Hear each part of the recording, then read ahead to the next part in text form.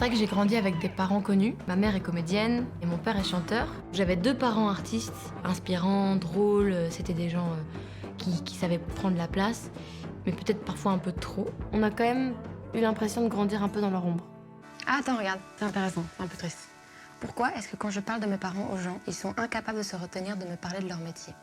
Et tu l'entends à la radio, et ta mère, elle est toujours aussi drôle, et tes parents, ils s'enregistrent quand ils passent à la télé, et j'ai vu ta maman hier soir sur RTL, elle est trop stylée. Mais bordel, j'en ai rien à foutre. Je suis en train de dire qu'ils sont insupportables, parfois aux yeux des autres. Je ne suis rien, je suis que la fille de... C'est ouf. 1er mai 2011.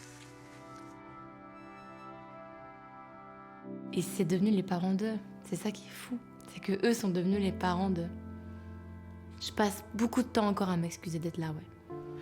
Mais non, je pense que je cherchais juste d'être reconnue en tant que quelqu'un, en tant qu'individu. Quand je faisais de la musique, je sentais que j'avais une valeur. Quand les gens voyaient un piano, ils demandaient mais qui joue au piano? Ah bah c'est Angèle. Donc j'avais un peu de la valeur de nouveau. J'étais un peu genre valorisée par ce truc-là. Mais aussi, c'était l'instrument que je pouvais pas jouer dans ma chambre toute seule. Et si les gens étaient occupés à faire quelque chose, il fallait pas jouer trop fort. Et si j'avais envie de chanter, il fallait pas chanter trop fort parce que je voulais surtout pas attirer l'attention. Et donc, j'ai aussi appris à jouer très doucement et à chanter aussi très doucement. Et comme j'avais l'habitude d'avoir un père exigeant, puisque c'était son métier, si je jouais au piano, ça lui arrivait très souvent de venir dire « Ah, ça demande quand même plus de travail que ça de trouver que j'étais pas assez assidue. C'était pas que un loisir. Pourquoi mon père est-il obligé d'être 1. chiant, 2. d'avoir besoin que je devienne une musicienne professionnelle? Les confinements, ça n'a pas été une chose facile. J'ai changé plusieurs fois d'endroit. Et à un moment, je me suis retrouvée longtemps bloquée à Paris.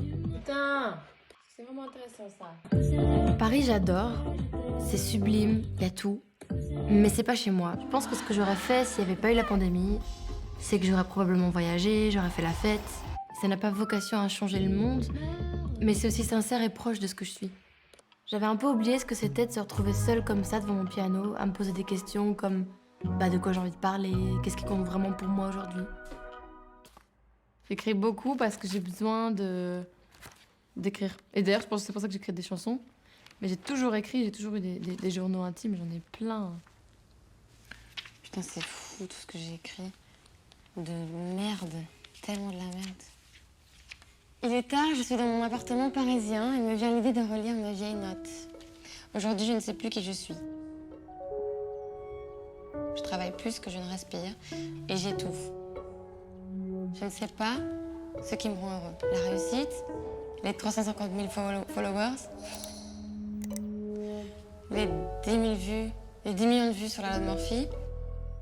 Ce qui me rend heureux, c'est ça. Moi, mon image. Le reste me paraît inutile.